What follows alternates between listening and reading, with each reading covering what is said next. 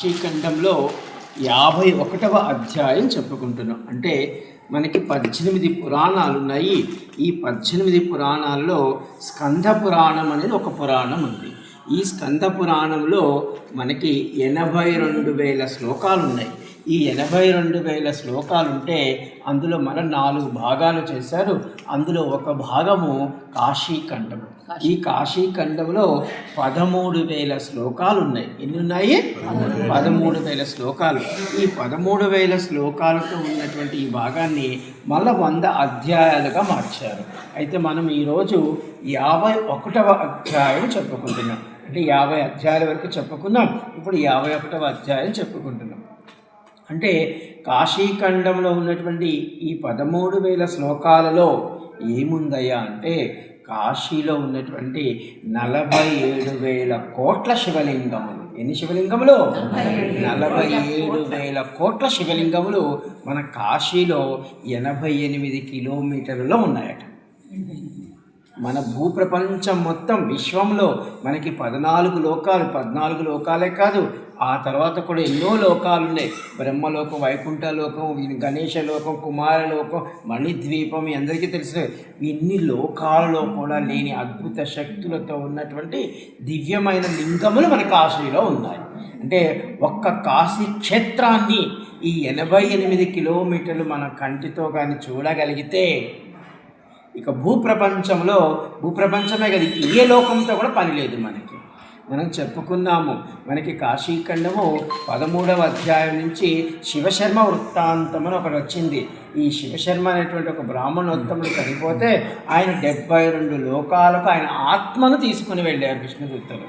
72 లోకాలకు ఆత్మను తీసుకువెళ్తే ఏ లోకానికి వెళ్ళినటువంటి ఆ లోకంలో ఉన్నటువంటి అధిపతి, అంటే ఇంద్రలోకానికి వెళ్ళినప్పుడు ఇంద్రుడు, యమలోకానికి వెళ్ళినప్పుడు యముడు, అగ్నిలోకానికి వెళ్ళినప్పుడు అగ్ని, వాయులోకానికి వెళ్ళినప్పుడు వాయువు, వీళ్ళందరూ ఏం చెప్పారంటే, అయ్యా మాకు ఈ పదవి వచ్చింది, మాకు ఈ లోకం వచ్చింది.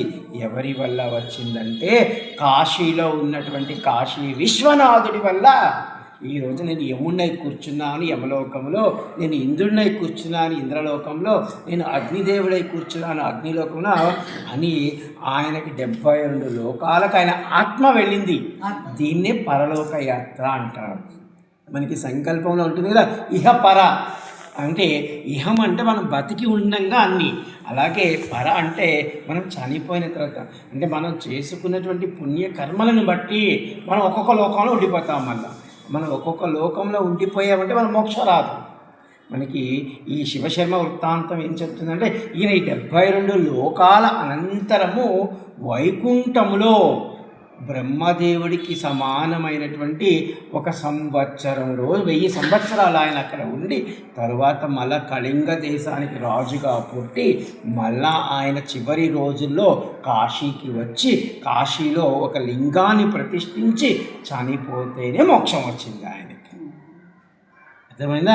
అంటే మన కాశీ క్షేత్రము ఎంత గొప్పదో మనం అర్థం చేసుకోవచ్చు. అంటే మనకి ఎన్ని 18 పురాణాలు ఉన్నాయి, ఎన్నో ఉన్నాయి మనకు ఉపనిషత్తులు అన్నీ.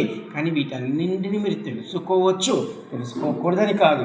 కానీ వీటన్నింటిలో ఏదైతే రహస్యము, మోక్ష రహస్యం ఉందో అది అంతయు మన ఒక్క కాశీ క్షేత్రములోనే ఉంది.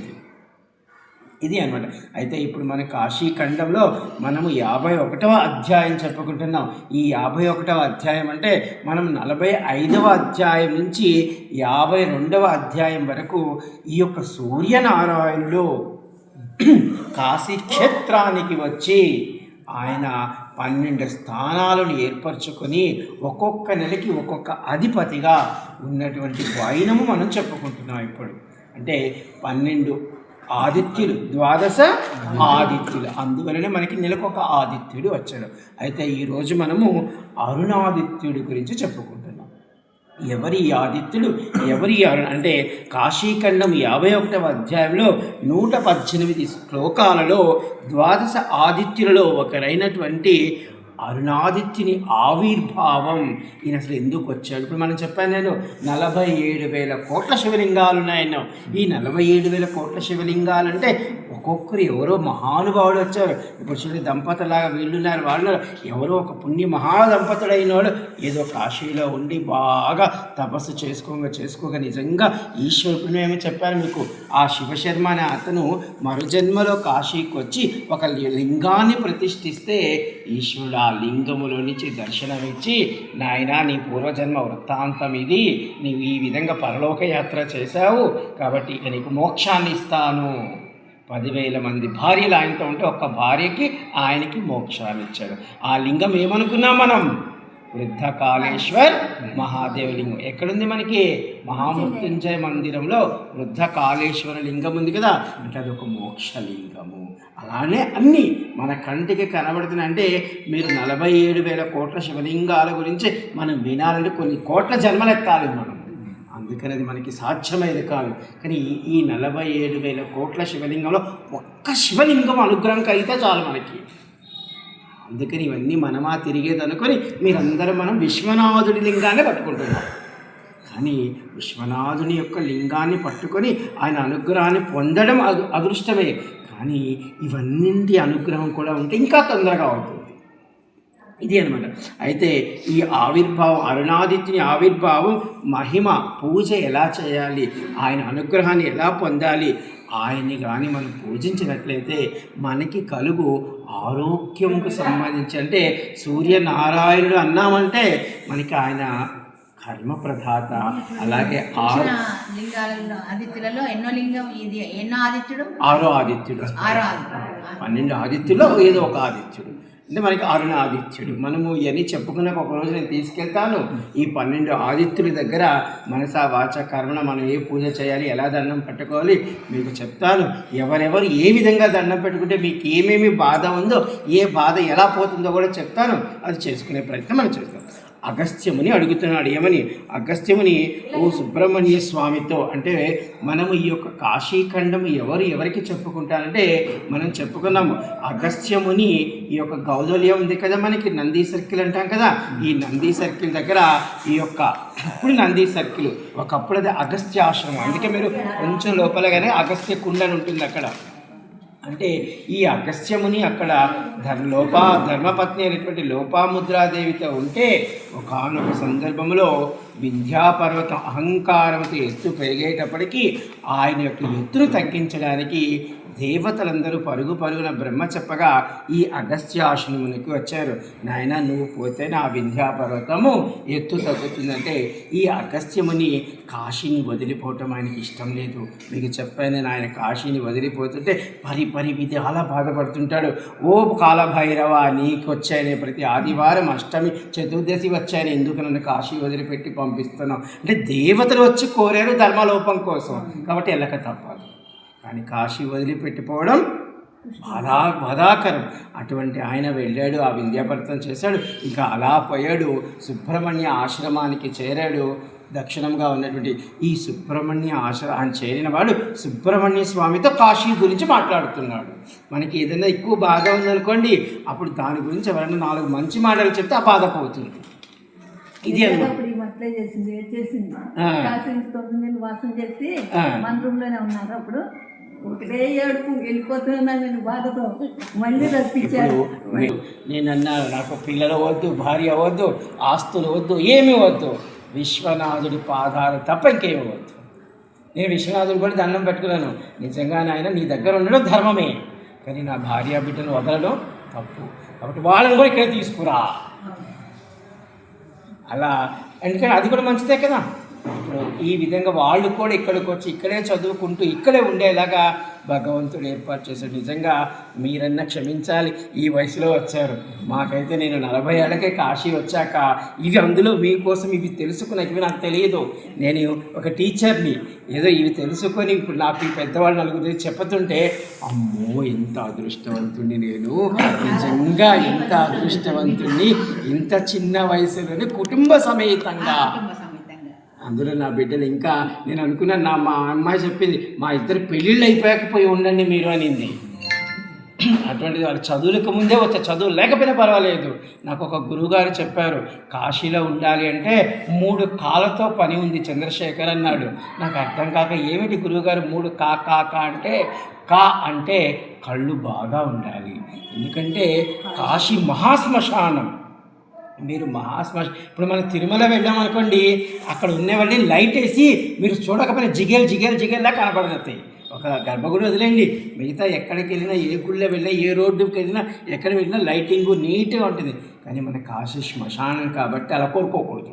అంటే భోగాన్ని కోరినట్టు అప్పుడు మనం కర్మబంధం ఇరుక్కుంటాం, మరు జన్మ ఉండిపోతుంది మనకి. అందుకని కాశీలో ఉండాలంటే ఆ ఈశ్వరుడు ఎక్కడో సూక్ష్మ రూపంలో ఉంటాడు. ఇప్పుడు మనం ఇక్కడ కూర్చున్నాం అనుకో, మా చంద్రశేఖర్ ఏదో చెప్తున్నాడని ఆయన ఏ చిన్న చీమగానో ఏ చిన్న పాముగానో ఇలా వచ్చి వింటూ ఉంటాడు. అంటే నిజంగా దాన్ని చూసినప్పుడు ఈయన ఒక చీమ కనబడుతుంది, మహాదేవుడు ఇలా వింటున్నాడు, నా మాటలు వీడా చెప్పేది అని వింటూ, అంటే అట్లా మనము భావన చేయాలి. అది కాశీ క్షేత్రం అంటే కళ్ళలో ఉండాలి. అందుకే మీరు చూడండి, మనం ఇప్పుడు ఈ 12 ఆదిత్యులు అనగానే మన వాళ్ళే ఉన్నారు. నేను కాశీకి వచ్చిన కొత్తల్లో నేను ఇక్కడ ఉన్నానండి, ఎవరైనా రండి మన వాళ్ళనే పిలిపించి ఇదిగో విశ్వనాథుడు అని చెప్పారనుకోండి, వాళ్ళు అలా ఇలా చూసి ఎక్కడున్నాడు విశ్వనాథుడు అంటారు. అంటే మన ఊరి పక్క ఎక్కడ ఉంటుంది అంటే గర్భగుడిలో బాగా ఎత్తుగా, బాగా అలంకారంగా, నిండుగా కనబడతాడు. ఎంతమంది జనాలున్నా ఆయన కనబడతాడు మనకి. కానీ విశ్వనాథుడి గుడిలో ఒక పూజారి అడ్డు నిలబడ్డాడు అనుకోండి, విశ్వనాథుడు కనపడ్డాడు. మా అమ్మాయి కూడా చిన్నప్పుడు ఫస్ట్ వచ్చినప్పుడు, నా డాడీ నాకు కనపట్టలేదు, నాన్నగారండి నిజంగా కనపట్టలేదు అంటే, నేను నా పూజారికి జరగబోయాను ఒకసేపు, నువ్వు ఎప్పుడు చేసుకునేవాడు, మేము ఎప్పుడో వచ్చేవాళ్ళం. అండ్ ఈ అమ్మాయి మళ్ళీ అడిగితే అక్కడ ఉన్నటువంటి ఒక లేడీ పోలీసు రామ్మ నేను చూపిస్తారా అని అమ్మాయిని పక్కన నిలబెట్టి అంటే చూడండి. ఇప్పుడు తెలియని వాళ్ళకి అక్కడ లింగం ఉందనుకోండి, మనం పోతా పైన చూసుకుంటా పోయామనుకోండి, లింగం చూడండి. ఆ కింద కూడా మనము ఆడ పూజారులు అడ్డం ఉంటారు, వాళ్ళ కాళ్ళ మధ్యలో నుంచి కనపడతాడా ఆయన. చూడండి, ఆ పూజారులకు అదృష్టవంతులు, ఆయన కాళ్ళ మధ్యలో నుంచి మనం ఆయన చూడగలుగుతున్నాం అంటే అంతటి ఔన్నత్యాన్ని వాళ్ళకి ఇచ్చాడు ఆయన.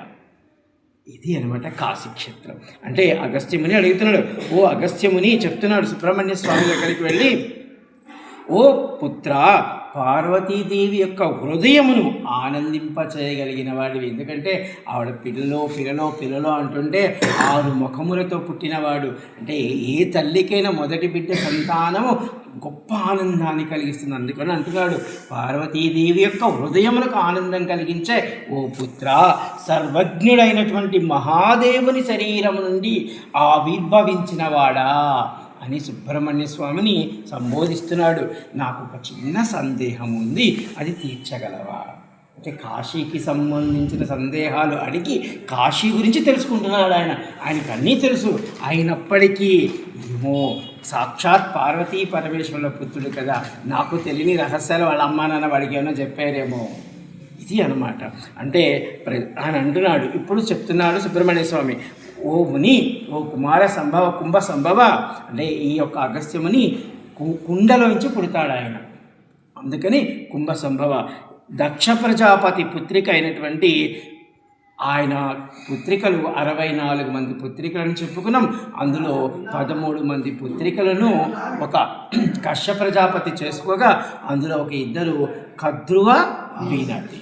ఈ కద్రువాదేవి వినతీదేవి ఈ యొక్క 2 భార్యలు ఏం చేశారంటే, అయ్యో మాకు పిల్లలు కావాలి అని ఆయన దగ్గరికి పోతే ఆయన ఏం చేశాడంటే 2కి 2 వరాలు చెప్పాడు. ఒక ఆవిడికి చెప్పాడు, 3 మంచి పిల్లలు కావాలా, లేకపోతే కొన్ని వేల మంది ఇంకొక పిల్లలు కావాలని అడిగారు. అలా అడిగినప్పుడు ఆయన ఏం చేశాడంటే ఈ కద్రువుకు మాత్రం కొన్ని వేల అండములు కలిగినటువంటి పాములు పుట్టేటువంటి వరాన్ని ఇచ్చాడు. ఈ యొక్క వినతికి మాత్రము 3 గుడ్లు ఇచ్చాడు, అండములు ఇస్తే ఈవిడ ఏమి చేసిందంటే ఈమెకు ఒక గుడ్డులో ఇంచి ఉలుల్కుడు అంటే కౌశికుడు అనేటువంటి ఒక పిల్లవాడు పుట్టాడు. ఆ పిల్లవాడు వాడి పూర్వజన్మ జాతకమేమో వాడు పుట్టినప్పటి నుంచి దుర్లక్షణాల వాట్లు పడ్డాడు. వాడు వినతి ఆకాశంలో ఎగిరేటువంటి లక్షణం ఉంది, అంటే పక్షి సంబంధించిన ఆవిడ. ఆ పుట్టిన పిల్లవాడు కూడా పక్షికి సంబంధించిన వాడు. కానీ ఆ పిల్లవాడు మందబుద్ధిగా ఉండడం వల్ల పక్షులను రక్షించలేక అందరూ ఆ పిల్లవాడిని వెలివేసే పరిస్థితికి ఏర్పడింది. ఈ పక్కన చూస్తే కద్రువకు కలిగినటువంటి సంతానము పాములు మనం చెప్పుకున్నాం కదా, కర్కోటకుడు, వాసుకి, ఆదిశుడు, ఇంకా చాలా పాములు. ఇవి మాత్రము ఈ యొక్క కద్రువ చాలా నాకు పాములు పుట్టారు, పిల్లలు పుట్టారని ఈమె చాలా సంతోషంగా ఉంది. ఈమెకి కొడికిన మొదటి పిల్లవాడు మాత్రం అందరూ దూషిస్తున్నారు. అయ్యో వీడు చెడ్డవాడు చెడ్డవాడు చెడ్డవాడు అంటున్నాడు. అనేటప్పటికీ ఈ యొక్క వినతి ఏం చేసిందంటే తన దగ్గర ఉన్నటువంటి ఇంకొక రెండో గుడ్డు, ఇంకా 3 గుడ్లు ఉన్నాయి కదా, రెండో గుడ్డుని పగలగొట్టింది. అంటే ఆ గుడ్డు నిజంగా పరిపూర్ణంగా అయ్యి అందులో నుంచి ఒక పుత్రుడు రావాలంటే 1000 సంవత్సరాలు పడుతుంది. ఎన్ని సంవత్సరాలు పడుతుంది? మనకు కూడా కొన్ని నియమాలు. మనం తల్లి గర్భంలో 9 నెలలు 9 రోజులు ఉంటాం. అదే మీరు ఒక కోడి పిల్ల దగ్గరికి వెళ్ళారనుకోండి, 21 రోజుకి కోడి పిల్ల బయటకు వస్తుంది. ఆ యొక్క జంతువుని బట్టి ఆ కాల ప్రమాణం మారిపోతూ ఉంటుంది. అలాగే ఆ 1000 సంవత్సరాలు ఉండాల్సినటువంటి ఆ గుడ్డుని ఆమె 800 సంవత్సరములో ఉన్నప్పుడే ఆ గుడ్డు పాల్గొట్టేస్తుంది. ఎందుకంటే తోటి అక్క వచ్చి అక్కడ ఈ విధంగా తన పిల్లలతో తను సంతోషంగా ఉంది. నాకు ఒకడే కలిగాడు, వీడు చూస్తే అందరూ తిడుతున్నారు వీడిని, కాబట్టి నాకు ఇంకొక పిల్లోడు కలిగితే ఎట్టుంటుందో అని ఆమె రెండవ అండాన్ని పగలగొట్టే ప్రయత్నం చేసింది, పగలగొట్టేసింది. అయితే